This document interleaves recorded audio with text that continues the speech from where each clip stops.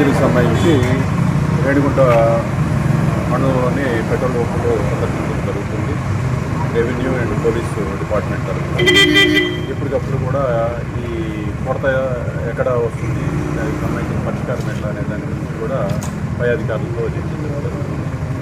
ఇప్పుడు ఇక్కడ ఈ ట్రాన్స్పోర్ట్లో ట్యాంకర్ ఉన్నందువలన ప్రస్తుతం ప్రజలు కొంతమంది ఏం చేస్తున్నారంటే పెట్రోల్ అయిపోతుంది అనే ఒక ప్రచారాన్ని నమ్మి వాళ్ళకి అవసరానికి మించి ట్యాంక్ ఫుల్ చేసుకుంటున్నారు. అవసరం లేదు, పెట్రోల్ డీజిల్ మనకి ఎటువంటి కొరత లేదు. ట్యాంకర్స్ కూడా ఆల్రెడీ బుక్ చేస్తూ ఉన్నారు. అది సకాలంలో వస్తుంది. పూర్తిగా 1 గంట 2 గంట ఆలస్యం కావచ్చు. దానికి ప్రజలందరూ కూడా సహకరించి